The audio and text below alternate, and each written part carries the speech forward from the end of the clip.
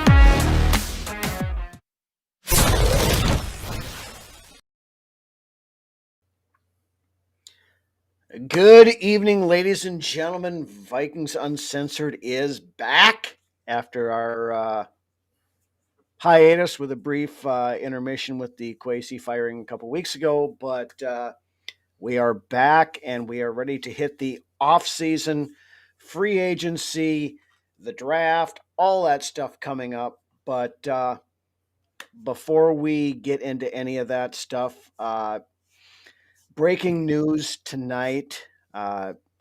Vikings wide receiver Rondale Moore found dead this evening. Apparent self-inflicted gunshot wound. So just want to say thoughts and prayers out to the Moore family. And you know what, guys?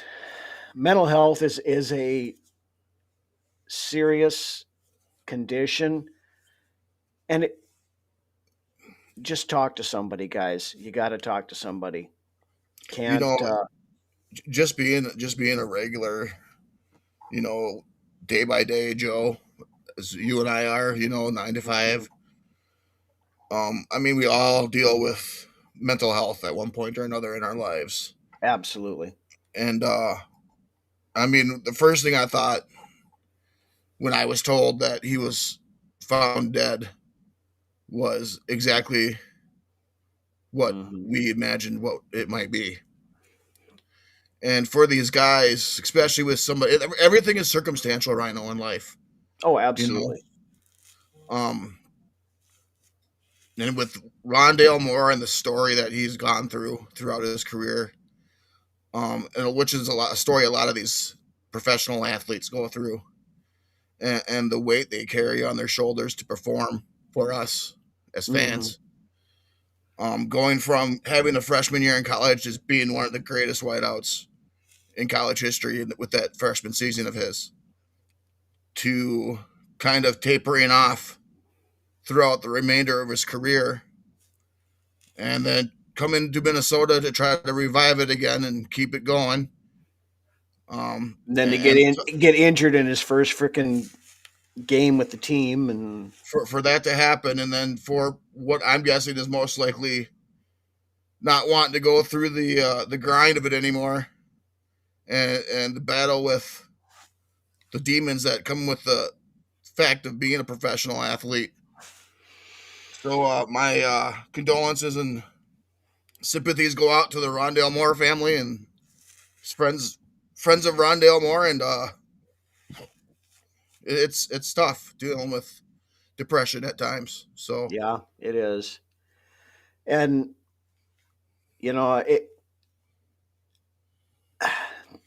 it's hard to talk about this kind of stuff. I mean, like you said, we've all dealt with our demons at some point in time in our life. But this is a permanent solution to a temporary problem. And like I said, it doesn't matter how bad things get.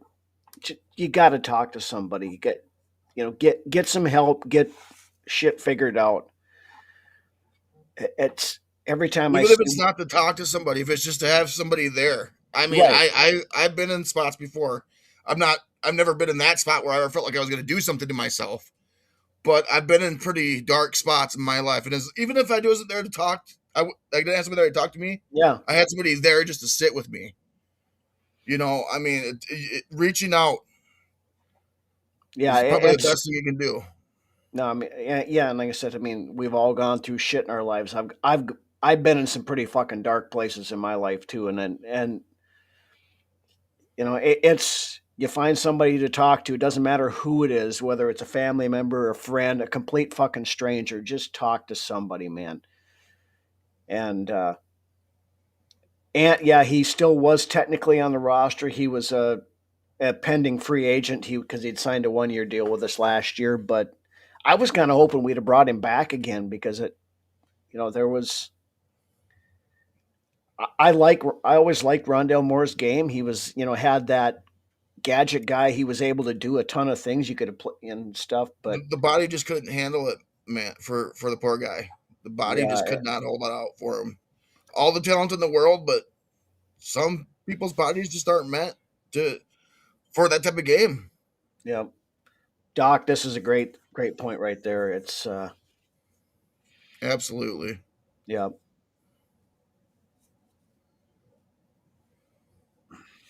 So But yeah, anyways, yeah. Anyway, we just wanted to start that with the show here, just since it's breaking news, and we'll move on. More to come, I guess, if anything else comes of it. But we love you too, Ant. We yep, love you, bud. we give you a shit all the time, Ant, but it's all in good fun. We love your brothers. So, but yeah, of course, the Super Bowl over. Free agency coming up here in 3 weeks, 2 weeks, whatever it is. But next week, of course, the unofficial tampering will start at the scouting combine. So we thought we'd take a look at free agency, the kind of the kickoff, the primer, all this stuff. We have so much money available to us Yeah. this season. Well, yeah, that's the first thing. As it sits right now, the Vikings are about $40.1 million over the cap. Maybe we should start there, huh? With financials. Yeah, well, and that's the thing. Of course, now the financial wizard, of course, is technically the de facto general manager right now. So, I mean, that's probably the best position we can be in, I guess, if you really want to go deep into it. yeah, but there's a lot of roster moves potentially coming, cuts, restructures, extensions. Could you see a massive trade on our part? Just being the general manager isn't the same as he's been the last few seasons. Nothing would surprise me at this point. There are players on this team that I could see getting moved. I believe so too. Yeah, That have a high cap number, but maybe not a lot of guaranteed Grenard money would be left. one of those top shelf guys I could see getting moved. Yep, he's on my list here. But yeah, let's just kick right into that, and we'll start out here. Like I said, Vikings currently sitting at $40.1 million over the cap. So let's look at the trade. Yeah, hold on, Rhino. What? Oh. I just heard something about this too with other guys around the NFL not doing the combine. What is that? What's going on there? They are not doing their traditional interviews at the combine. Yeah, that was kind of interesting to me. We're not the only team doing this, though. I heard there was other teams as well, kind of following that, and that doesn't make sense to me. You'd think you'd want all the information you could possibly get firsthand. Yeah, I don't know if it's probably a little bit of a wussing out, so we don't have to talk about the quarterback situation in public right now. That could be. Sounds pretty viable to me too. Wouldn't surprise me if that's part of it, but yeah, Drew, the money deficit's actually pretty fixable, and we've got a line on a bunch of stuff here we'll talk about to show how easily that is going to be fixable here. So, is the Mahomes thing one of your things you're going to hit on with that? I had not talked about Mahomes, but yeah, because Kansas City just freed up $35 million in cap space by restructuring. Because they were the only team that was worse than us as far as cap number goes, and they just restructured Patrick Mahomes, and now they're I think they're actually under the cap now, but well, they got money to spend now. right. Good money to spend. Who wants to hear more word salad? Yeah, I mean there is that. A great point. It's a great point. Yeah, but let's start looking at some of the big dollar guys on this team. The guys that got brought in the last couple of years to fill spots on the roster because we could not draft the last 4 years. So, first couple of guys, we'll look at the guys we brought in. Chris, yeah, absolutely, we did the tribute to him at the beginning of the show here. First guy that I don't know that we can do anything with right now, but Jonathan Allen. Right now, he has a $23.9 million cap hit for this year. With a dead cap hit. $8 million guaranteed. Now, the problem is if we cut him, we would have to eat $17.3 million. Okay. And only save 6.5. So I'd look at a restructure there possibly. I don't want to necessarily restructure him though, because that means you got to keep him. You either keep him around or you're kicking it down the road. But I guess with the depth there at defensive tackle, which is looking actually pretty up, more so than what it has the past few seasons, I think you either try to get rid of him for a low draft pick or you just eat fucking dirt and get rid of him. If you can trade him to somebody, right? Yeah, even if it's for like a 5th or a 6th round pick. Or even from a 6th or 5th, 7th round pick from next year, even. Yeah, if you can do that. Any sort of compensation, basically, is what we're saying would be all right at this point. Right. But, I mean, shy of that, I think Jonathan Allen is probably still on the roster this year. Yep. But his running mate, the guy we have brought in at the same time he did him, Javon Hargrave, currently this year has a $21.4 million dead cap hit, or a $21.4 million cap number. Sorry, regular cap hit. Yeah, yep. Only $4 million of that is guaranteed, though. So if you were to cut Javon Hargrave, you have to eat $10.5 million in dead cap, but you do save 10.9. So it kind of balances itself out then. Yeah. So you don't really lose anything if you just cut him straight up. Right, but you do. Why couldn't this be the situation with Allen? Why couldn't we? I think Hargrave had the better year than Allen, of course. But Allen was signed a 3-year deal and Hargrave was only to a 2-year deal. So, but I think Hargrave is a prime candidate for a release on this one. Yep. All right, so now we get into some of the guys that are a little bit questionable. TJ Hawkinson currently has a $21.3 million cap hit, but none of that is guaranteed. TJ Hawkinson is not going to play for this team on that cap hit. No. Now, there's been a lot of buzz the last few days about Hawkinson being willing to do a restructure on his contract, which makes it, I guess, more likely that he probably sticks around. He kicked it up towards the end of the season this past season. He was looking more like TJ of old than the TJ of the early. But he still didn't. And to Drew's point here, Hawkinson has not been the same since he got hurt. Yeah, he has not been the same. I thought like I said though, I'm still gonna say 3/4 of the way into the this last season, I thought he looked pretty good. He looked decent, but he did not look $21.3 million decent. No, you're right. But for that 5-game stretch, so that winning stretch, he looked pretty damn good, especially when they started incorporating him more into the offense.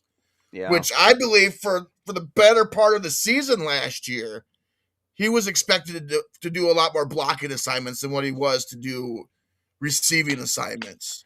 Where in that 5-week stretch, they really, with McCarthy running things, really utilized Hawkinson in a very good way, in my opinion. Yeah. Now, there is an interesting thing with Hawkinson that I want to bring up here. There are some rumors that Denver might be interested in Sean Payton has made some comments about tight ends and whatever all else. I don't believe he's that old though yet either. I don't believe he's He's like what, past 30. I think he's 28, still under. I still think he's under 30. I think he might be 28, 28. 29, something like that. I Right. think. But continue. But that would be there would be a possibility there if the Broncos were interested in him to be able to move him for, if you can move him for a third, fourth round pick. Yeah, like Chris is saying here. But is there much? What's the value for Hawkinson right now at this stage? Right now, we don't have a fourth round pick. I was going to say that's probably the best situation is getting maybe squeezing a third, but I don't think you're doing that. But a fourth rounder sweetens the pot for me a little bit. I think if Denver truly is interested, I mean, Denver's picking what, about 28th or whatever in the round. Fourth round, Drew.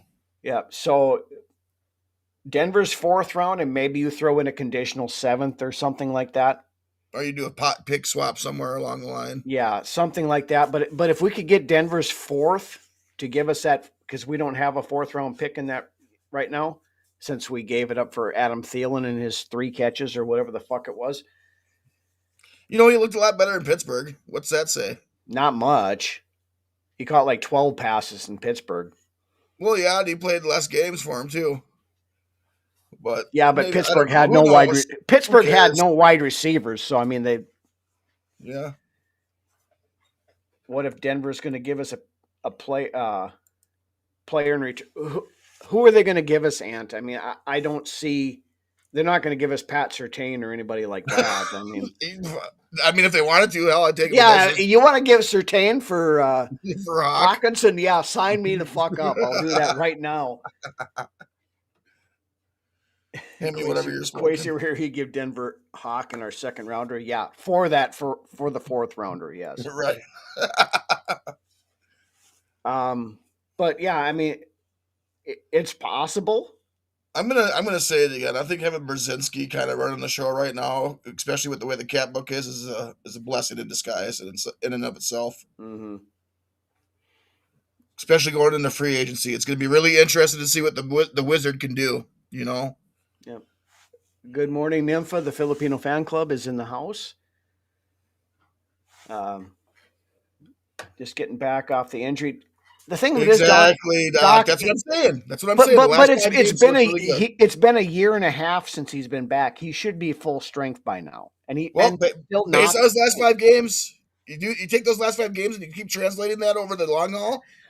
If we can get that out of Hawkinson every week, it wasn't great. It was okay. It wasn't great, and it wasn't the kind of. He's top 3 to 4 tight end in the league. Pay. Well, yeah, getting paid right. So, I mean, if we get rid of Hawkinson, if we were paying Hawkinson what we're paying Josh Oliver, this wouldn't be a conversation. No, it wouldn't. But we're paying Hawkinson like he's one of the best tight ends in the league. Over the last 2 years, he has not been. Right. Like we've said, it ever goes back to that injury, but the last 5 games of the season, he's looked pretty good to me. Yeah. Okay, so Drew's got a question here. Say we move Hawkinson. Do you have faith in Josh Oliver being the number 1 guy? Tight end immediately becomes a need if you get rid of Hawk. It does. But Oliver looks good, but he has never shouldered that number 1 tight end role. No. But it's a mystery box going in at tight end. Tight end is absolutely becomes a need if you get rid of Hawk. Yeah. Now, if you're trading Hawkinson, does a free agent like Isaiah Likely become a possibility? I know we had this in the Gallahorn the other day. Ant had posted it in the Gallahorn about Isaiah. I like the idea of Bergen Likely. I like him. He's a good tight end, and he needs a spot to be able to be that number 1 guy. He's the one that needs to be given the keys to a number 1 spot. He's a tight end that needs to be given the keys to a number 1 tight end. Mm-hmm. I think you'd get more out of him. I think I like Likely more than I like Andrews over in Baltimore. Yeah. and Andrews is their number But one tight end. Andrews is the number one guy in Baltimore, and that's why likely going to hit free agency because Love the comment. yeah, Yes. That's just me though, and I've agreed with you as well throughout the whole thing about getting Likely in here would be that's if you're getting rid of Hawk, obviously. That's if you're getting rid of Hawkinson. right. And then you pair Likely with Oliver, and that's a top that instantly becomes a top Right, four and then tight end you've got combination. those 3 to 4 guys. You've got Bartholomew, you've got Urasek, you've got a couple of those other Sims. guys, Sims, that can fight it out for that tight end 3. I know they like Ben Sims a lot. Yeah, Drew. Exactly, Drew. Yep, Yes. that would be my ideal situation. We can. Instantly top 5 tight end grouping in the league if we were to bring Likely in here and Yep. If we can trade Hawkinson, get his contract off the books, trade it. Like I said, trade him to Denver for a 4th round pick.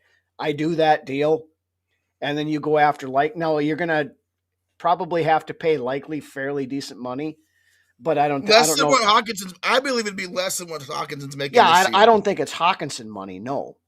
And right away, you sign Likely to a three-year deal. Yeah, 3 years, $15 million a year, something like that.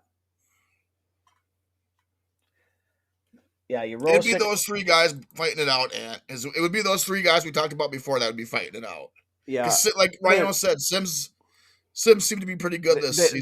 They like Ben Sims and Gavin Bartholomew. We never got to see what he did because he got hurt right away or was hurt coming in and never got to play. So, and he's sneaky. He's a sneaky good red zone option as well. Yeah, Oliver is a very underrated pass catcher. And very, very, like I said, sneaky good in the red zone. Mm-hmm. And we saw that this year. He had, 3-4 touchdowns, something like that? Yeah. Yep. All right, so anyway, we'll move off the tight ends. On to the next guy. Aaron Jones has a $14.5 million cap hit. Only $2 million of which is guaranteed. How much is guaranteed? $2 million. It's kind of a shitty ass contract right there. Why sign him to a 2-year deal? Why don't we just set him to another 1-year deal? Right. So if you were to cut Aaron Jones, you still have to eat $6.8 million in dead cap, but you would save $7.75. I wouldn't want to pay Jones on a $14 million contract for this season, to be honest with you, Rhino. Yep. I'm 100% in agreement with Drew. I love Aaron Jones. I was ready to move on from Aaron Jones last offseason. I love Aaron Jones. Aaron Jones is a great dude, and he's a great teammate. He's a great guy to have in the locker room. But I can agree with that 100%. Yes. Business is business, and we need to move on. And you look for fresh legs of the draft. You really do. There's some. I mean, we've talked about Jeremiah Love before. If there's any way the Vikings could land Jeremiah Love, you do what you can to get him. him. You run to the podium and get him. Yeah. Yeah. You knock tables over. You knock little old ladies over. You knock everything out of the way to get up there. If Jeremiah Love is sitting on the board at pick 18. Yeah. Yes, Drew. Yeah. For the best running back in the draft, if he falls to 18 and it's a need, yes. For Jeremiah Love reminds me a lot of Dalvin Cook as far as what he can do. And honestly, usually for the most part, the best running back is not dropping out of the top 15 of the draft. No, so if he falls to you at 18, I would be shocked if he gets. Honestly, I'd be shocked if he gets past Kansas City. Yeah. If he's there at 18, he's the best running back in the draft and looks it on tape, fucking get up to that podium if it's a need. Yeah, but I mean, he's not the only. I mean, he's clearly running back one, but there's a lot of other good running backs in this class. His running mate at Notre Dame there, Jadarian Price, is a guy that I like a lot. He's a good looking, his counterpart, yeah. Yeah. Probably my third guy would be Emmett Johnson from Nebraska. That guy's going to be a very good running back. Yeah, and he's a workhorse too, Johnson is, yes. Yep. Then you've got the two guys from Penn State, Singleton, and I forget the other guy's name right now. You've got Claiborne. You've got, I mean, there are some good mid-round running backs, but Jeremiah Love is far and above, the cream of the crop for this running back class. So, Yeah. like Drew said, he's a Bijan Robinson type kind of guy, and that would fit extremely well in this offense, especially, As long I'm gonna say yes, he does, as long as O'Connell utilizes him correctly. yeah. And So we've talked I about, think Mason was held back last year. but Mason doesn't have that home run speed. He doesn't, but he was. But you look at the first year, the first year that Kevin O'Connell was here. I mean, he did use Dalvin Cook. He did. Dalvin Cook, just on his talents alone, kept us in a lot of games that year. Well, I mean, he was the key to that epic comeback against the Buffalo. Colts and the Buffalo game. So I mean, when we talked about KOC not using the running back stuffs, and the more I thought about that and I go back and look at that, yeah, he would. I think he would use Love if we could get him in there, and you put Jeremiah Love in this offense, and that would be something special. It would be. It would be. On paper, yes. Huge shout out to Will Fries, too, by the way.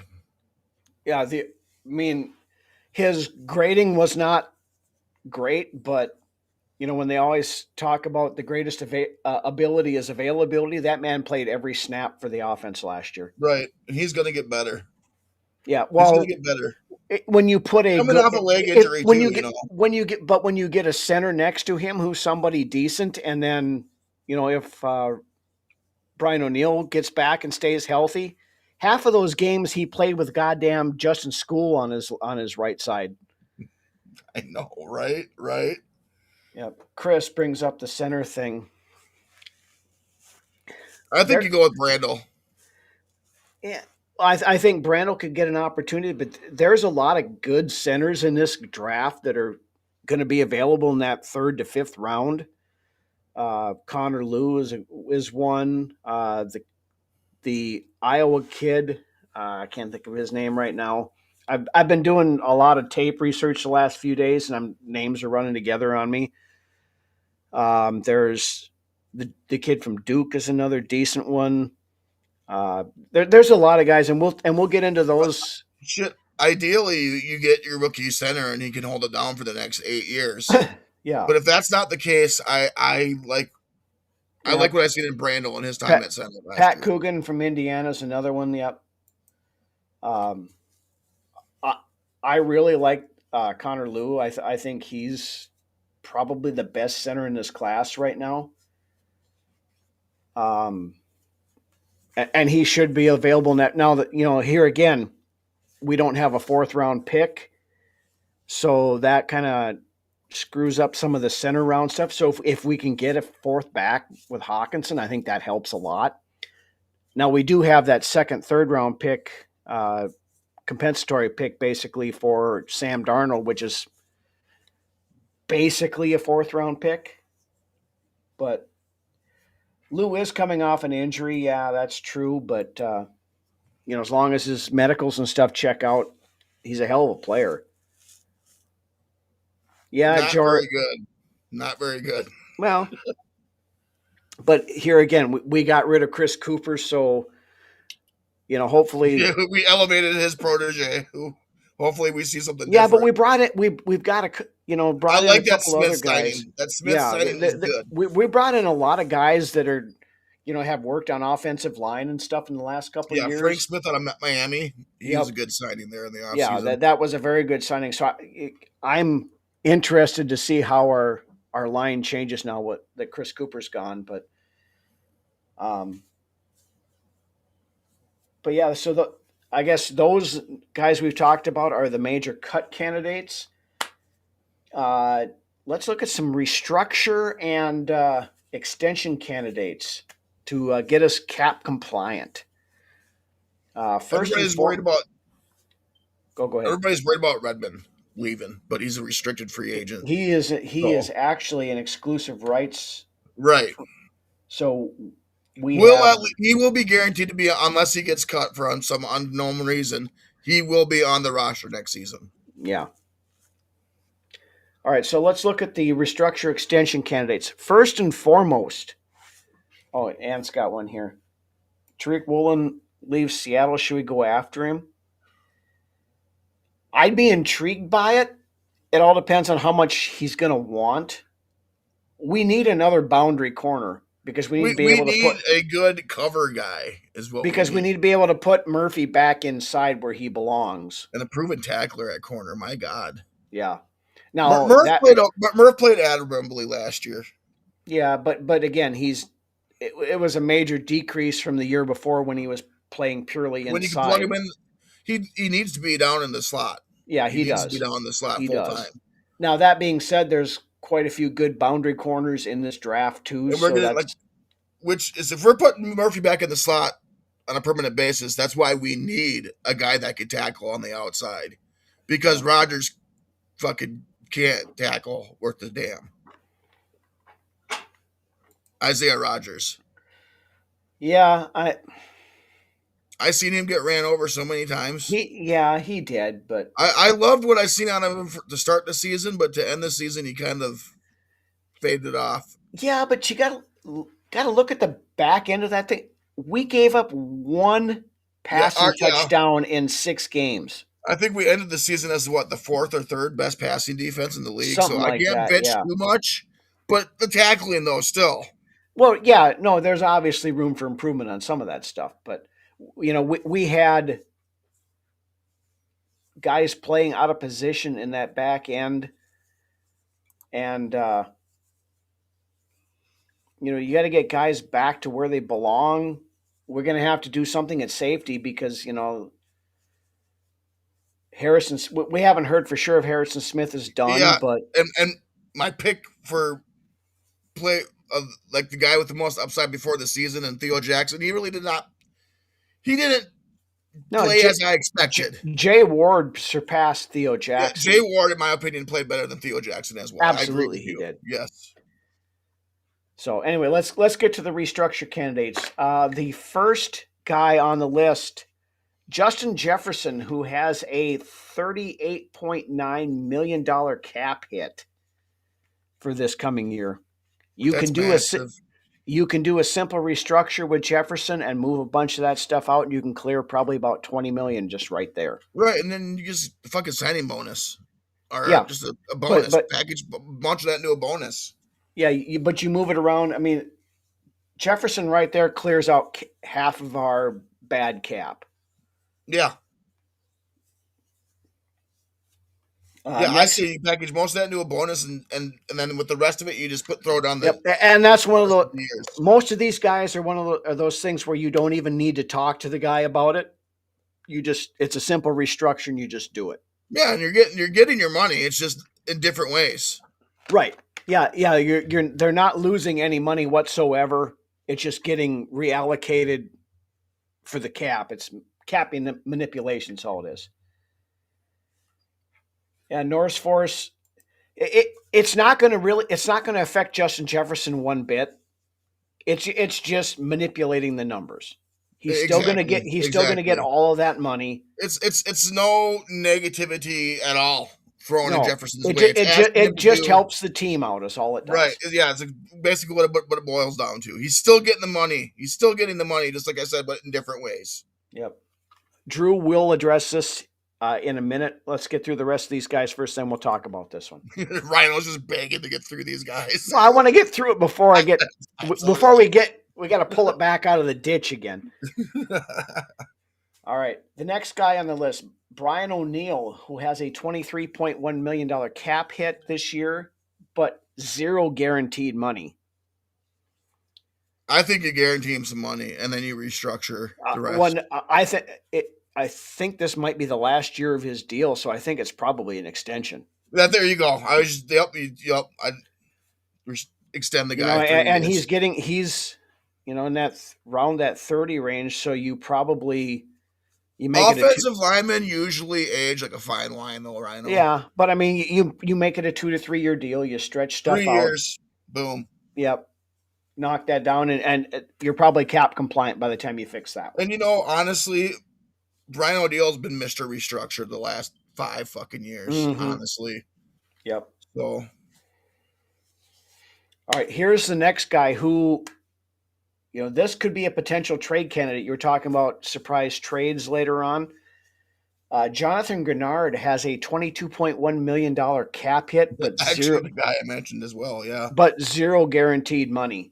Yeah, I think this is a prime candidate if you're going to offload, and this would be a good move in my opinion for the Vikings. Trading Grenard, you might be able to get a second round pick for him. Yeah, or late round first, But second for sure. First round probably is pushing it, but I mean, there's a lot of teams out there that need edge rushers, and Dallas Turner at the end of last year proved that he needs more snaps. Exactly. That's why I'm saying this works out well for all sides in my opinion. Right. So I mean, I think if you can find a trade partner for Grenard, Buffalo has been mentioned several times. A logical move.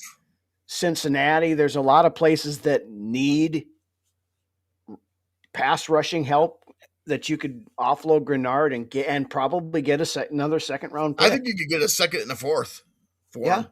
That's very possible. So, and discussing act here. Yes. Yeah. Yes. We'll hit the wide receiver thing in just a minute. I want to get through my list before I get off kilter and forget about. Keep chugging along here. We're getting there. Right. Okay. Next guy, restructure wise, Andrew Van Ginkel, who is in the last year of his deal, has a $19 million cap hit this year. Fucking extend him one more year and spread it out. Yep. Then the last guy I've got, Christian Darrisaw, has a $22.5 million cap hit, currently sitting at $15 million guaranteed on the contract. I think that's potential restructure candidate right there too. Who is that? Darrisaw. Oof. Yeah, I mean, he's in my doghouse right now, to be honest with you. He is. That the whole situation, and I'm not throwing all the blame on Darrisaw for that. I think the coaching staff. No, I think it's more organizational. Absolutely, yeah. But he has to prove to me that he can stay healthy for an entire season and evolve into that first round status of player. Right. Your cornerstone. Your cornerstone left tackle. Left tackle is your most important position on offense. Yeah. Right after quarterback. Outside of quarterback, yeah. So we'll see what happens there. But okay, before we get into the other list, let's talk about the elephant in the room that Drew brought up here. Yeah, he can't stay healthy, and that's a problem. He has to prove to me that he can stay healthy for an entire season. Yep. So, like I said, he needs to elevate himself to that elite first round tier that he belongs in. Right. And he has not done that yet. No.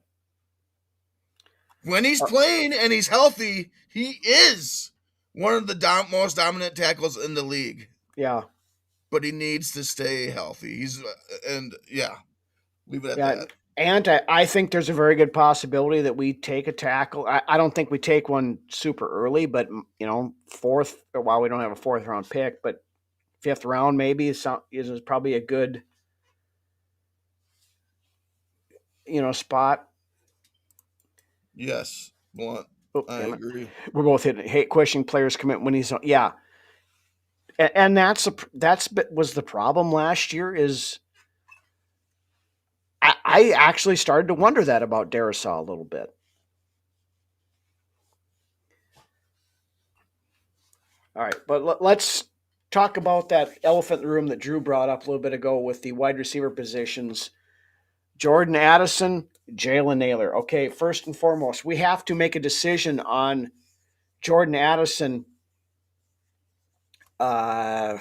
within the next few weeks as to whether or not we exercise that fifth-year option First question: do you exercise that 5th-year option? It's a really good fucking question, Rhino. That's a really good question. First off, I believe Addison's playing. This is probably your second question. Is he a Viking in 2026? He's here. He's on the roster next season. We're paying him peanuts, man. There's no guaranteed money in his contract anymore. But with your, I don't know how to. I don't know. With it, I'm gonna go just off of behaviors and his inability to prove that he can stay out of trouble or keep his nose out of the fucking dirt. I gotta say you don't. You don't. And you draft a receiver this year, like, and not fucking a Ty fucking Felton type of receiver. You go get somebody that's well scouted that you know can come in and at least lock down that number 4 wide receiver spot. Start out the year.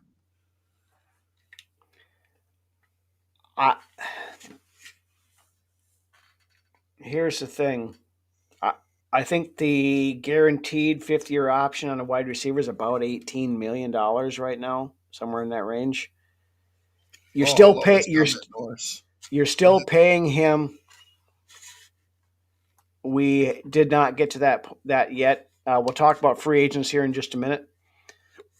So 18-ish million, I think, for wide receiver 5th-year option.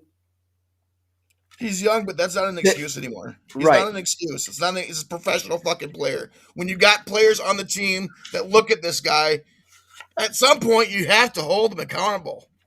And that's just it. Now, so if you do sign him to that 5th-year option, that makes a trade piece maybe a little bit more. If he comes out and has the fucking just tears it up this season. Well, no, but if you don't sign him to that 5th-year option, then anybody you trade him to only has 1 year of team control on him. If you do exercise that option, that gives them 2 years of team control. Good point. That's a good point. I think they exercise that option and they look to trade him. I think here's another guy you could probably Bernard area, kind of. Like you're not going to get a first round. If he would have kept his nose clean, you probably could have got a first-round pick for him. Yeah. But I think with everything that's gone on, if you could get a second, you're doing great. It might be a third, and that's the thing, Doc. I don't think the kid has learned. Right, and being young is not an excuse anymore. This guy's been in the league for fucking going to be his 4th season. This is going into his 4th year. Not to mention, like I said, the teammates and the players look at that, and that's not an example that you want to set for the team standards. Yep. If we're talking culture here. Yep, and this is a guy I'm real big on too. Malachi Fields, wide receiver out of Notre Dame. We'll hit those guys a little bit later on, but yeah, if you're gonna.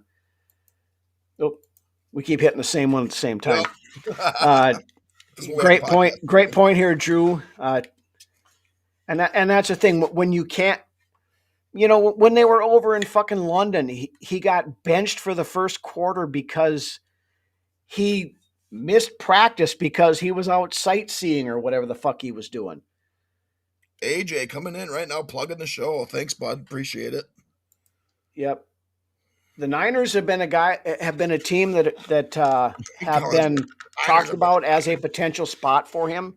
Buffalo's another one. Buffalo's in desperate need of wide receivers.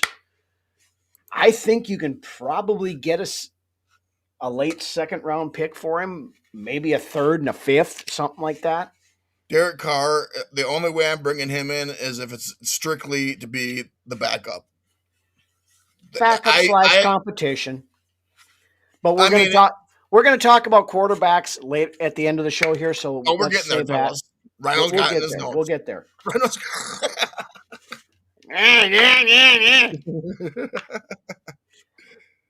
Jalen Naylor. I think Naylor's going to. He's earned another contract, Rhino. Yeah. Oh, he has. After all the shit that I spouted about Naylor in the offseason this past year, in my eyes, he has earned himself another contract on this roster. Yeah, now he might price himself out of this roster because of the lack of money that we I do have. believe there's teams out there that would be willing to pay Naylor to come I in think and I think play. he's a wide receiver 2 on a lot of rosters right now. So He'd be one of the underrated free agents available in this wide now receiver now free agency class. now if you trade Jordan Addison, I think there's a lot better chance that Jalen Naylor comes back here as wide receiver 2. I think he's a perfect wide receiver 3. I don't think he'd be that great of a wide receiver 2.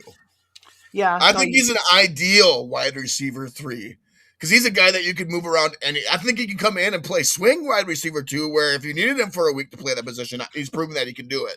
Yeah. But on a week-to-week basis, I don't know that I trust Jalen Naylor enough to really hold down that wide receiver 2 spot. Dominic Nation, gay new name here. Welcome to the show. Anything less than a second isn't worth it for Addison. I agree. I agree. I think you can get a late second round pick for him, but if it's an early third and say a fifth or a sixth, I think they probably do that. Just from what there is. Great comment, AJ. Yeah, always open. He is. He had a great year. That's why he's a great wide receiver 3, because those slot corners and those linebackers and safeties cannot cover a guy like Jalen Naylor. Yep. Naylor isn't worth number 2 money. I'm not going to argue with you on that, Norris, but there's a lot of teams out there that are desperate for wide receivers, so he's probably going to get it. Whether he deserves it or not, there's a very good chance he's probably going to get it.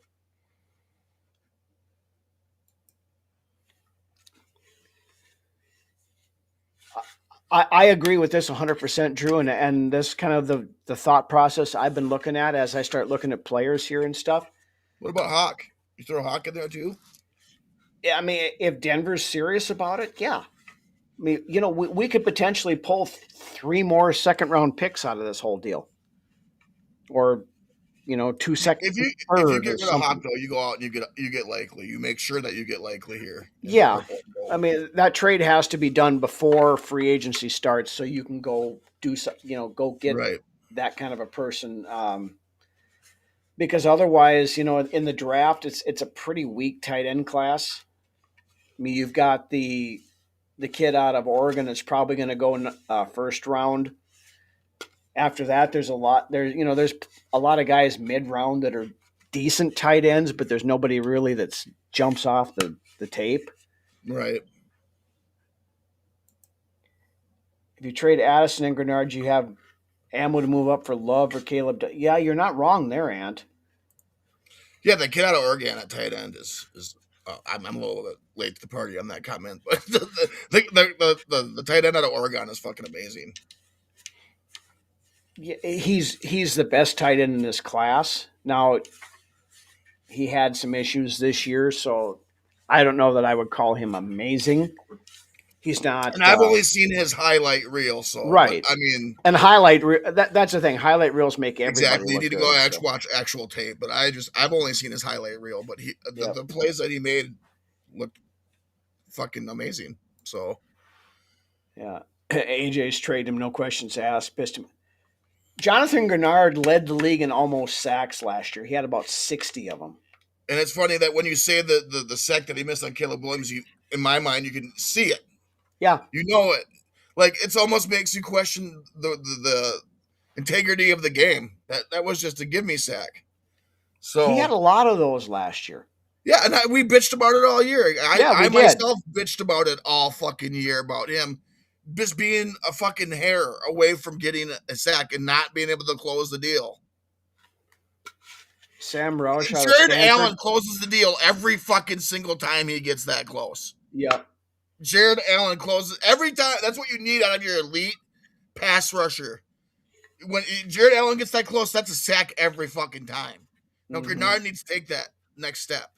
Yep. Ant is filming his highlight reel during this show. Tanner Kazeel, yeah.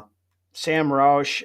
I've seen a little bit on him, Drew, and I haven't really dove into the tight ends much yet.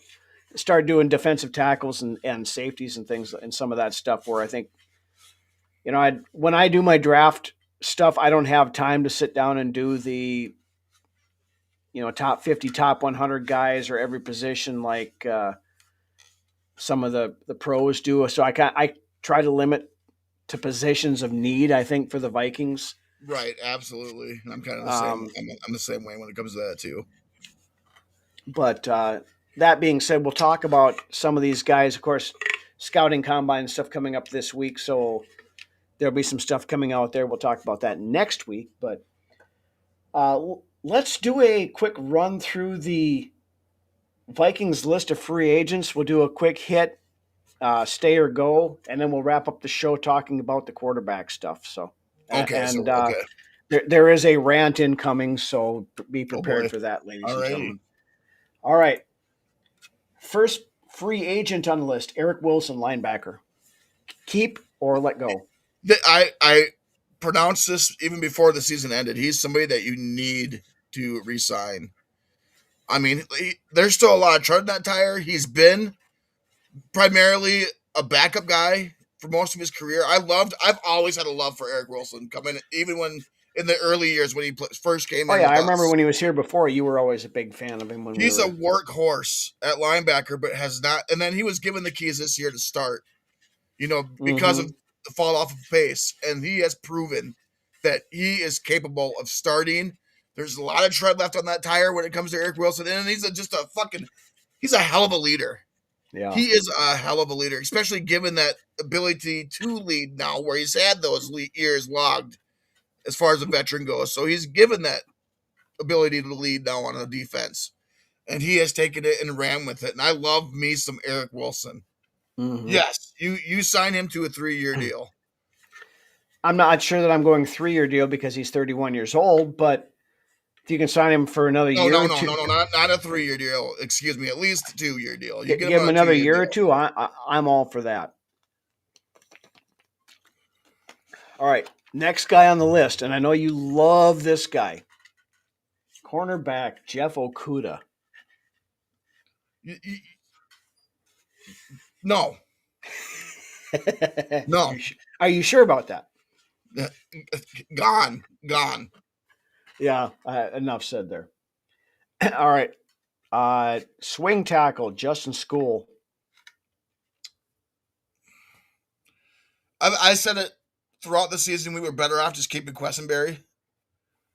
You get rid of School. He's no better than Oli Udo or the dude before that. I can't. His name escapes my mind. But yeah, he's not. No, you need somebody that can come in and. I mean, School looked better on the right side than he did on the left. He was But ass on the left. yeah, no, But I if expect. I if expect he's that your swing tackle, you need somebody who can play both sides, and School cannot Rashad play the Hill left was the side. name I was looking for there. Rashad, Rashad yeah. Hill. No, I'm Um, done. I don't want to see Justin School in a purple jersey no, ever I'm again. sick of settling for anything that's less than competent at Yep. any fucking stage in the draft, the depth chart. Mm-hmm. All right. Next guy, safety Tavier Thomas. He's a good special teams guy. Good special teams guy, but that's not enough for me to keep him on the roster. Yeah, but he was one of the 3 guys that blew their assignment Coverage of the Bears. on that Bears kick return. Yep. He can go as far as I'm concerned. Yep. You got some young bucks hungry and ready to play. Yep. Next guy, Ryan Wright. Had a hell of a year. Top 10 punter this year, in my opinion. He's a punter. He's a punter, Ryan. I think you try to bring him back. Yeah, that like I said, he's a punter. I mean, Yeah, it's not. He's not going to be expensive. Yeah, I Jerry. bring him back. Yeah. He had multiple penalties on coverage returns too. Yeah. So yeah. All right. Next guy on the list, quarterback Carson Wentz. No. I'm gonna go the other way here. I think that there is a better than fair chance that Carson Wentz is on the roster come training camp.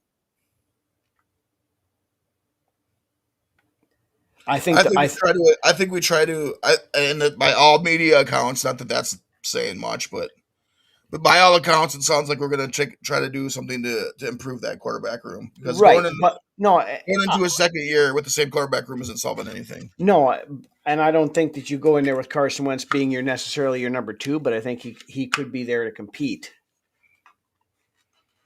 Okay. I think they like what he did last year, the toughness he showed and everything else. So I think there's a possibility.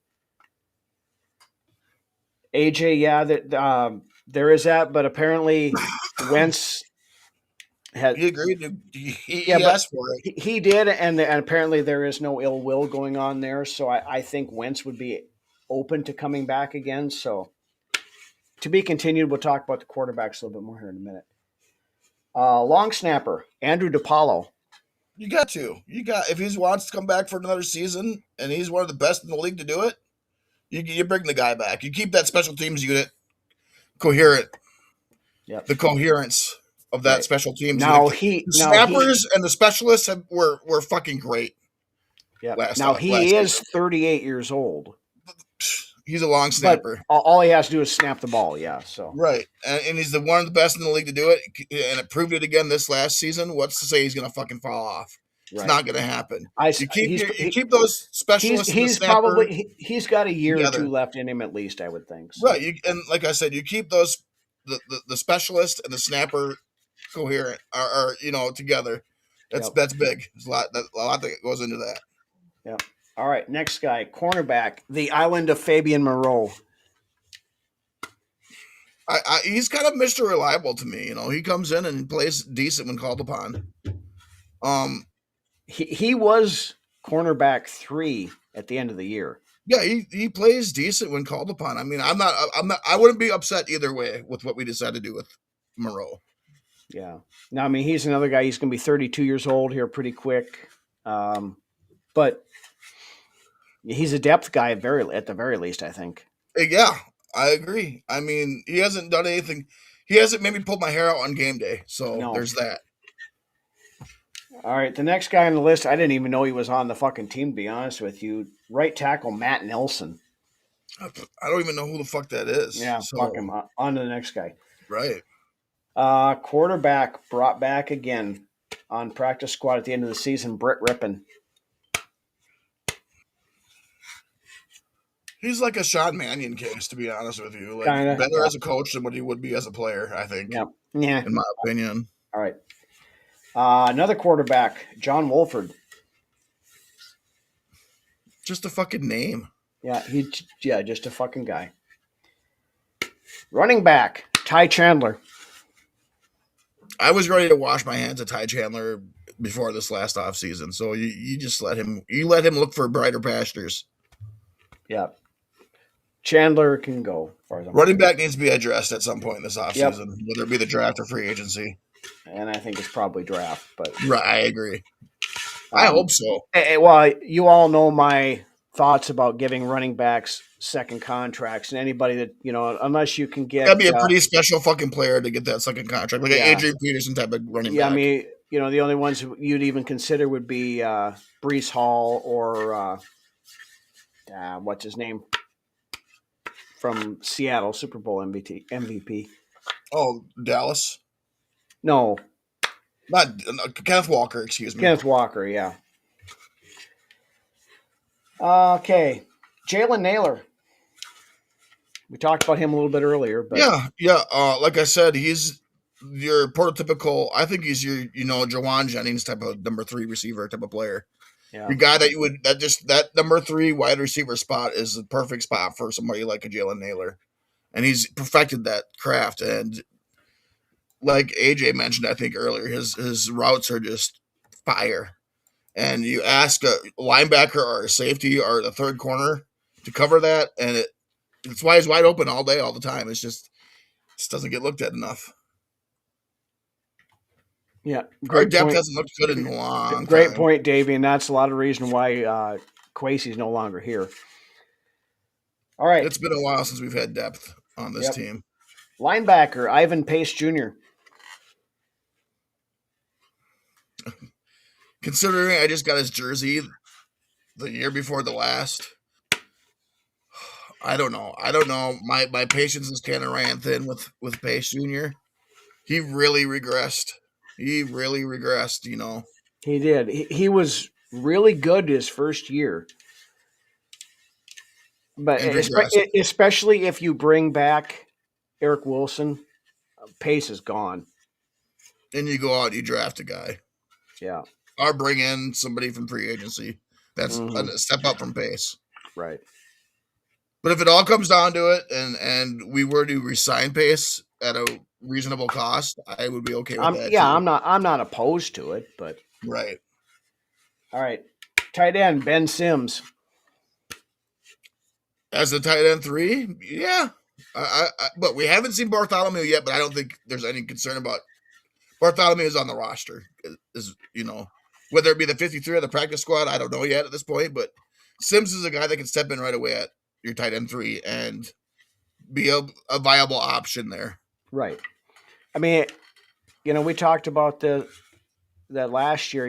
When we drafted Bartholomew, I said Urosic was going to be a better tight end than Bartholomew, and I mean we obviously didn't see Bartholomew last year. So I mean, to me, he's just a guy.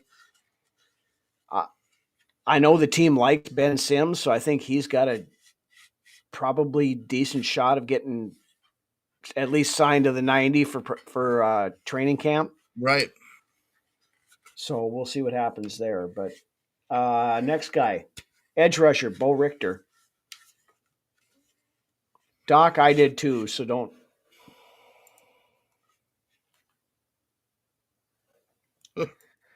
Call Nick Muse. Yeah.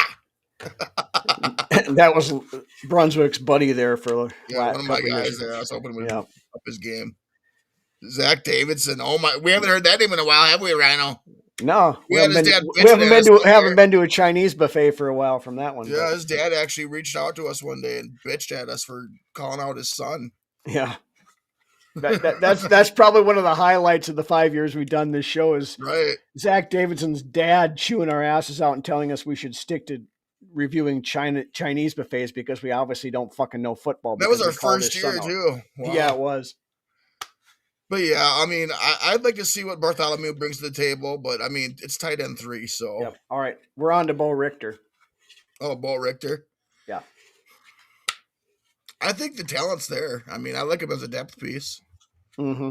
I do too. I'm not going to cry if they cut him, but I wouldn't be opposed to bringing him back on.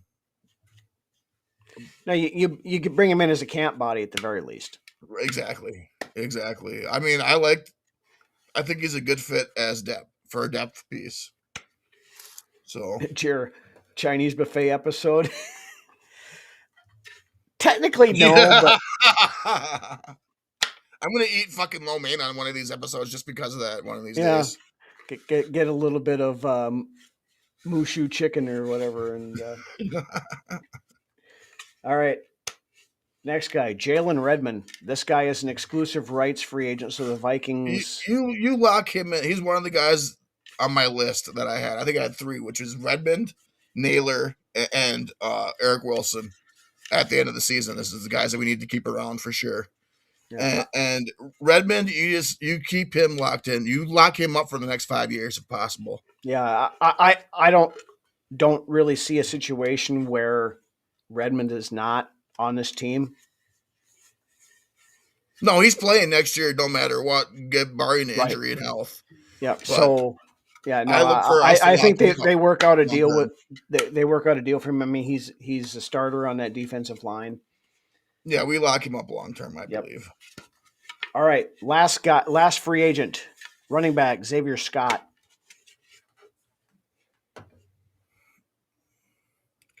I'd be okay with just going with Scott and Mason heading into the offseason. Not the regular season. To the offseason, okay. Yeah, okay. Just heading into the offseason and either taking a running back in the draft or looking at a Breece Hall or a Kenneth Walker for a second contract. But like you said, our best bet, is to be looking at the draft for a running back. Yes, and I agree, Drew. I agree 100%. And I mentioned that a couple of times during some games talking to Rhino, is that he looks a lot like Kevin Williams. Mm-hmm. Just a not unpolished Kevin Williams. Kevin Williams came in the league polished.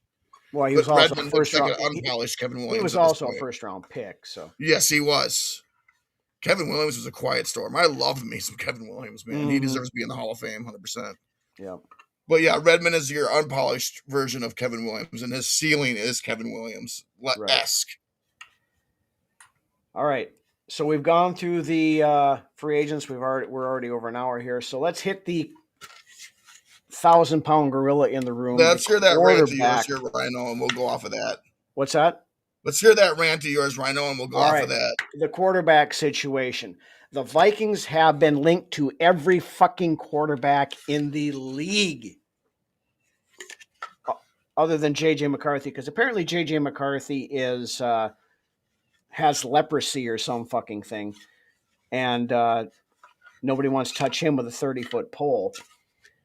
But I'm going to go through some of the guys that the Vikings have been linked to and give my opinions. And Lance, you can jump in anytime here. First guy. We'll go through each of them, and then I'll let you say what you need to say, and then I'll say what I need to say. All right. First guy, Kyler Murray. My first question, why the fuck do you think Kyler Murray would be a fit here? You have Mike LaFleur, who has been the offensive coordinator under Sean McVay in Los Angeles for the last year or two, going to run the same offense that Kevin O'Connell runs. If Kyler Murray is not a fit for that offense in Arizona, why the fuck would he be a fit for the same fucking offense here?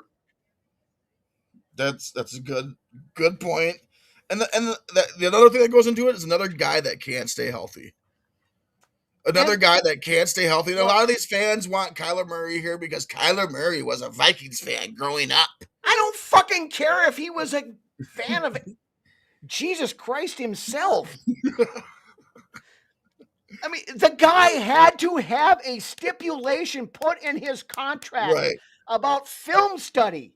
Yeah, it's a no for me. No, it's an absolute fucking no for me. Kyler Murray's not going to be a Viking next year. I'm sorry, guys. I'm not going to say he's not going to be a Viking, but I don't think it's a good idea. He won't be. I hope not. I mean, there's enough other teams out there that need starting quarterbacks that I hope go after him because... And that's the thing. These first few guys, if you bring them in, they're the starting quarterback, and McCarthy gets. In all honesty, Rhino, do you really think you look at Kevin O'Connell and when he looks at Kyler Murray and thinks he's the answer to our problems? No, I don't. No, Kevin O'Connell does not look at Kyler Murray and think that. I guarantee you, he is not on Kevin O'Connell's radar. This is the number one reason why I don't want Kyler Murray, because he does not love football. Bingo. There is statistical evidence that his play falls off at the first part of December when the new Call of Duty comes out. All right, next guy. Okay. Tua Tagovailoa, another guy that's been... All I'm going to say, Brian Flores is here. Tua Tagovailoa is not going to be as long as Brian Flores is. Right. How do people think that that's going to coexist? People don't think of this stuff. And what the fuck has Tua Tagovailoa done lately? Had as many concussions as Ryan Kelly. No, he's not a Viking. He's not. Ryan Kelly, I'm sorry, was another guy, that potential cut candidate that I forgot to bring up earlier. I missed him on my contract stuff, but he's gone too. He needs to retire. Yeah. All right. Here's the next one. Kirk Cousins. Rhino, you know my, I'll let you do your rant here, and then I'll express my thoughts. Well, I've heard, I think Charlie Walters from Pioneer Press put this out, and I've heard it a couple other places too. Walters has been really off though with his writings in the last. He has, but he wasn't the only one I heard it from. So they're talking Kirk wants like a 1 year, $20 million and in a guaranteed starting spot, or he's going to go to TV. Go to TV. That's obviously coming from somewhere, which means it's coming from his Hall of Fame agent who has got him $300 fucking million already in his career. Right. I am not giving Kirk Cousins $20 million and a guarantee to start. If you want 10 and come in to compete against JJ McCarthy, I'm willing to listen to that. Boom. But I am not paying him $20 million and guaranteeing him a fucking starting spot to go back to the same shit that we had for 6 fucking years when he was here before. I don't even need to comment on this one now. You summed it up perfectly for me. The only way I bring Kirk Cousins back is with how Rhino just prefaced it. No, if he's going to come in and compete, I'm done with JJ McCarthy. But in my opinion, that is a step backwards. Yes, exactly, Drew. I don't want that fucker back, and I hope he doesn't come back, but I'm not counting it out. Yeah, I'm not counting that out. Because Kevin O'Connell loved the guy. That's why I was just gonna like what I just said about Kyler Murray. You flip that around, and you have O'Connell looking at Cousins, and it's the complete opposite. Yep. So, all right, and that's what for me it comes down to contract. Yep. And guarantees of starting. Yes. All right, next guy on the list, Mac Jones. It's already San Francisco's already. San Francisco's trying to drive up the price for a trade, is what they're doing. You are going to have to give up at least a second-round pick to get Mac Jones. That's too much. Tell me this honestly: does Mac Jones make this a Super Bowl team? This all comes down for me. No. Instant reaction, Brunswick. Does Mac Jones make this a Super Bowl team? Based off of his resume, he does not. No, he does not. So you do not give up a second-round pick for a guy who you're going to have to extend because he's in the final year of his contract to come in and be Kirk Cousins. Mac Jones is Kirk Cousins. With a weaker arm. I was going to say that's almost a knock on Kirk Cousins. No, but he's the same. He plays the same style as Kirk Cousins. Yeah. He ain't mobile. He doesn't. Well, then that's got to scare you then with the way O'Connell probably looks at Mac Jones then as well. Especially coming from that Shanahan tree as well. I mean, if that it does kind of scare me a little bit. Yeah, Norris. Yeah, I don't think Jones beats out McCarthy. But if you give up a second-round pick for Mac Jones, he's your starting quarterback. You don't give a second-round pick for a backup quarterback unless it's a real competition, Rhino. But yeah, you do have a point there. I honestly think, especially upside-wise, McCarthy has way more upside than Mac Jones does. Mac Jones is who he is. I agree. And Mac Jones is not winning this team a Super Bowl. I'm still all in on McCarthy. I'm all for legitimate competition, but I don't want them going out and getting some guy that's just going to supplant McCarthy just because they're afraid they're going to get fired. Legitimate competition, but I'm going to put that out there right now. My chips are still pushing it on JJ McCarthy. All right. This next guy, this is not going to happen, but of course the rumors have been out there. Joe Burrow. I've heard CJ Stroud too, but just recently. He's later on my list. Oh, you got more. I got a shitload of quarterbacks here yet. Like I said, we've been tied to every fucking quarterback in the league. Joe Burrow. No, he's probably the only one I would seriously consider, Rhino. Joe Burrow is the guy that I would. I had a wood for Burrow coming out in the draft. So I mean, if he can stay healthy, he legitimately makes this team a Super Bowl team. Joe Burrow is a top 3 quarterback in this league when healthy. Yes. For Burrow, he's like I said, on all the list of all these guys, he's probably the only one I would entertain. Yeah. I mean, if you can get Joe Burrow, you go get Joe Burrow. But that's not going to happen. All right, now here's the next one, and I've been hearing a lot of steam on this one the last few days. Anthony Richardson. And this all goes back to fucking Kevin O'Connell hugging Anthony Richardson. But Kevin O'Connell loves Anthony Richardson, and I've heard this reported from many people and reliable sources. The Vikings were ready to give up 3 number 1 picks to move up to get Anthony Richardson in that draft. I mean, he was our guy that year, Rhino, no doubt. He was. He was our guy that year, no doubt. But it doesn't make sense to me, Rhino, and I believe you know why. It doesn't make sense. It does not fit the Kevin O'Connell quarterback mold. He does not. Other than the fact the guy has got an absolute. We have been told that Kevin O'Connell wants. Yeah. We've been told Kevin O'Connell wants this type of quarterback, and by all accounts, it kind of looks like that too. Like there might be some truth to what he wants. The thing of it is, Richardson has a fucking howitzer for an arm. He can throw it through the barn wall, but the problem is half the time he can't hit the barn wall. Well, that and a lot of it's up here too, I believe. He's very not only raw. Can he not throw a ball accurately for across the middle and all that, but he's still learning to play the position. Yeah, he's less accurate than McCarthy was last year. Right, and he's still learning to read defenses on the regular basis, NFL defenses.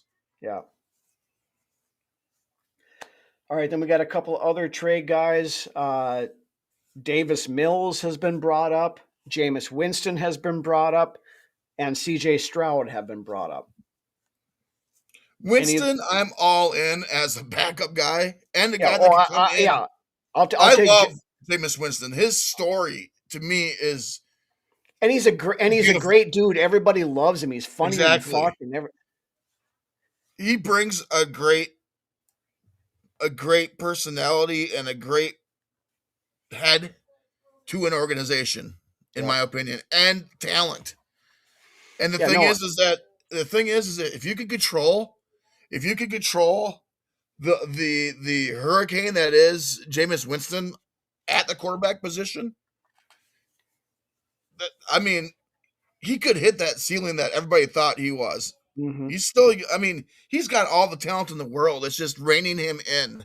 Yep. Like if you could rein in Winston like they reined in Case Keenum that one year, yep, the sparks could fly. Yep.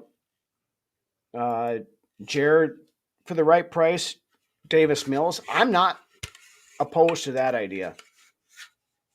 I love Jameis Winston, as we talked about, but Davis Mills is not a bad quarterback, and he is a very good number 2 quarterback. This is old news. That was college stuff. Old news. That's a different Jameis Winston. Yeah, he's kept his ass clean ever since he's been in the league. So I love, and that's what makes his story even more impressive to me. Mm-hmm. And I love that redemption story. Even like with Darnold, I think Winston could still go somewhere and eventually be a starter somewhere. And oh yeah, and he said the other day he wants to play for another 12 years yet. I mean, the guy is what 30 years old now, so he's not old yet. I love 32, something like that. If you're out there watching Vikings Uncensored, I love you. Yep, come on in. We'll talk. Come on, and we'll have you on the show. All right, here's another guy. Now this one here, I think there's probably some legs behind it because it was just announced that this week that he will be released before the start of the league year. Geno Smith. I don't know. There's just something about Geno Smith I can't embrace. He might be a good person and all that. Well, by all accounts, it doesn't. And from what has been reported in his past, I don't know. And his play has really dropped off in the last 2 years from where it was at one point at the pinnacle in the last year. But I am willing to let that slide because he was in Las Vegas and everybody sucked in Las Vegas. I mean,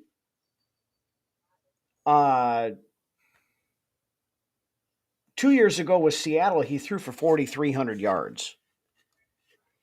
The 3 years he was a starter, for Seattle. He threw for over 3,600 he had 3,600, 4,200, and 4,300 yards. He does make some boneheaded mistakes though too. He does. And, but as a backup slash, guy to push JJ McCarthy, I think he fits the bill probably pretty well.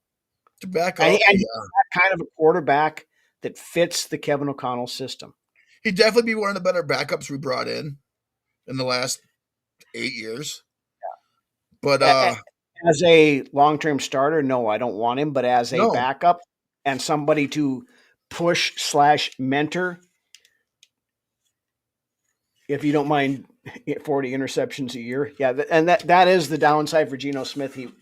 3 years ago he led the league, or 2 years ago, whatever it was, he led the league in interceptions with 17. But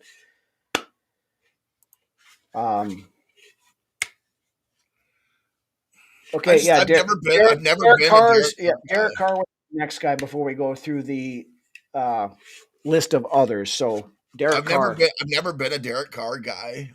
There was rumors coming out at one point that defenses at practice weren't allowed to intercept him because it affected his psyche, his ego, or his psyche. And when you hear things like that, not that that's saying that that's true, but even hearing those things makes me kind of cringe a little bit. Again, he has a hard time staying healthy. And I believe he's a little bit overrated. I've always thought he's kind of been overrated. But he is a good guy to have in the locker room. I believe he's a great team guy, and he's a good leader. But that doesn't always lead to wins on the football field. But is he? If defenses were not allowed to intercept him because it would screw with his mental capacity, is he a good leader? That's true. That's true. I don't know. I'm out on Derek Carr as a starter, and bringing him in as a backup. Any of these big time guys that we've named, like your Winston or your Derek Carr or Geno Smith, maybe not so much a Geno Smith, but if McCarthy starts out slow, how loud are the screams gonna get to bring in? Oh, they're gonna be. It doesn't matter who. Doesn't matter who it is. It's going to be terrible because half of the fan base wants to run JJ McCarthy out of town on a fucking rail right now. That's just it. That's what I'm saying. But you cannot let that stop you from going out and getting a viable backup either. No, you need a viable backup. Because we cannot go into the season with Max fucking Brosmer as quarterback too. Right. Yes, and I don't know that we can go into the season with Max Brosmer as quarterback 3, to be fucking honest with you. I didn't like what I seen out of Carr when he went to New Orleans at all. And there's only been one real good season for Carr in Oakland / Las Vegas. I don't believe in Carr. I'm just gonna say that. And the thing with Carr is you're going to have to trade for him because New Orleans still technically owns his rights because he was still under contract when he retired. So, and I completely respect your opinion there, Norse. I absolutely respect that, but there's just something about Derek Carr that just doesn't sit well. No, I'm not completely out on Carr. If he comes in as a backup, he takes a lot of sacks. Just like his brother. Well, and when you're willing to lay down that quickly, or make a mistake, or turn a play into a worse play than what it needs to be, I don't. It doesn't sit well. And that's the internal clock. I'm not sure quite is up to speed, and that's why he takes so much. Same thing with to talk about C.J. Stroud. You watch him when they got into the playoffs. He took a lot of sacks, threw interceptions, everything else because I don't think the processing is there. That, and if a defense gets into his head, it affects him. Yeah, it does. So, all right, we got a handful of other guys here. We're just going to kind of rapid fire through them. Malik Willis. I like the story. He's really proved me. He's showing me that he's a viable backup in this league. He's going to go be a starter someplace. It's a very small sample size. We've seen this song and dance. He's looking for a paycheck, in my opinion. He's looking for a big payday. Malik Willis is going to Miami. Put that down. Okay. All right. I wouldn't be averse to him coming here as a backup. are He won't. competing. He won't come as a backup. He's going to go be a starter somewhere. Okay, there you go. All right. Aaron Rodgers No. sounds like he's probably retiring. Exactly. No, I don't want to fancy that shit. No. Russell Wilson.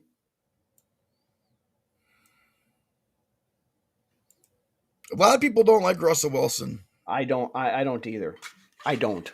I'd be okay with the backup.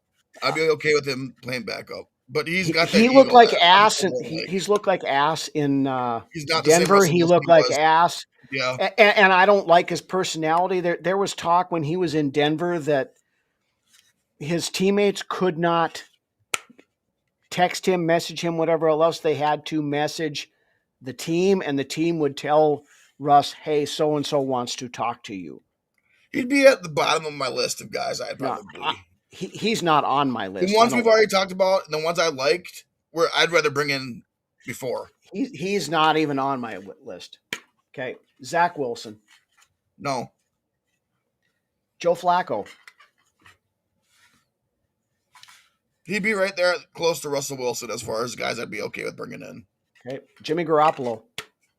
No. I'm in on Garoppolo. He knows the system. Another guy that's came out of that Shanahan type system.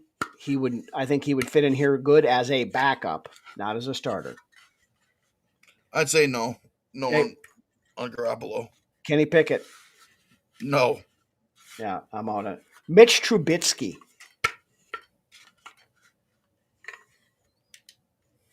This one intrigues me a little bit.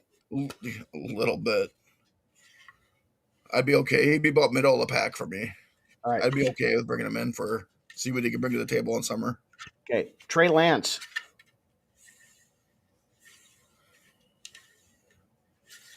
I'm leaning more to the no. I'm leaning a little bit. I'm more kind to of the that no. way too. Now, he didn't look terrible with the Chargers this year when he did play a little bit, but I know his time is running out. yeah. That's All right. for sure. Case Keenum. God, he's getting He's like like a little bit.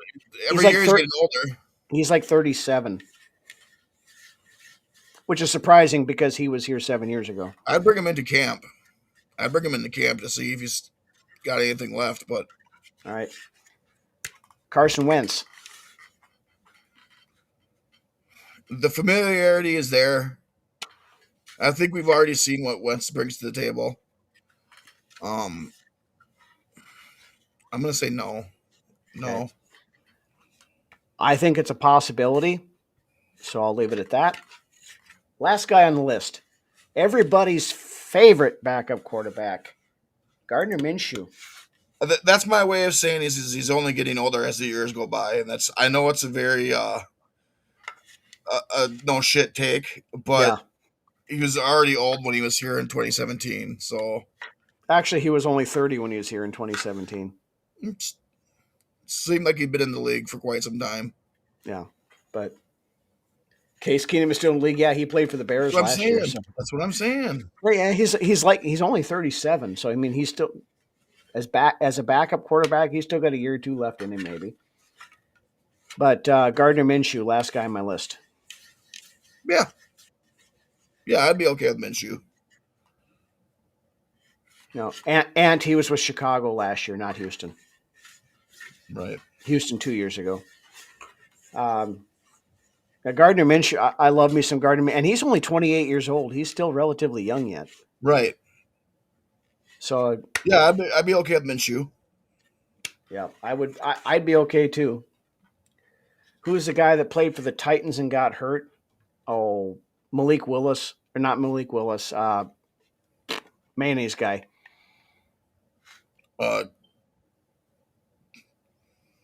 Fucking mayonnaise in his coffee, dude. Yeah. That I can't remember his fucking name right now, but that's a no because the Vikings passed on him 3 times in the draft that he was taken. Why can't I think of his name? Yeah. Will Levis, thank you, Ed. No, I'm out on Will Levis. All right. I'd be okay taking a look at Levis in camp. Nah, I'm done. I'm not. All right, guys. We've gone an hour and a half tonight, so we went a little over, but we've been off for a month, so we'll call it good. Upcoming this next week, Vikings do have a ton of shit to do. Absolutely, Drew. The scouting combine starts this week, so next week we'll have a ton of information, hopefully out of the combine. Some of the unofficial tampering, all that fun stuff that comes out of it, and we will start seeing some. Sean Hill was 38 years old when he started 5 years ago for us, or whatever the hell it was. But we'll hopefully have some news on some of the potential rookies that the Vikings be coming up with next week. So make sure you tune in for that. I'm not sure if it's Friday or Saturday yet next week, but stay tuned. We'll post. I'm off Friday, otherwise Saturday. All right. So if you're off Friday, we'll do it Friday night, probably 9:00 then. So, but with that, thank you guys all for joining us. Good to be back. We're going to get cranking here with the off-season stuff. Vikings have a lot of stuff to do. We got a lot of intrigue, a lot of stuff to figure out. O'Connell's not going to speak at the combine, kind of weak. Yeah, I do get that. Brunswick and I were talking about that before the show here too. That I think it's potentially a cop-out to not have to answer questions about the quarterback situation, but we'll see how that goes. But again, thank you guys all for coming back, joining us as we push. We're going to be hitting year 6 here within a couple of weeks. So we're going to keep going. We're going to keep rolling on this. And there's a lot of stuff to talk about. So stick with us. If you have not done so, hit that like, hit that follow, hit the subscribe, Facebook, YouTube, Twitter X, all that fun stuff. So again, thank you guys, and take us out of here, Brunswick. Yeah, it was a great episode tonight. We got a lot talked about. I love you guys in the comment section. You guys are always the reason. You guys are the reason we do this show, 100%. Gary, if you bring that name up again, I'm going to block you from the show. But yes, love you guys. Come back next week, Friday, to catch another episode of Vikings Uncensored. We'll see you then. Aubrey and Millie, if you're out there watching, Dad loves and misses you. Skull. Have a great weekend, everybody.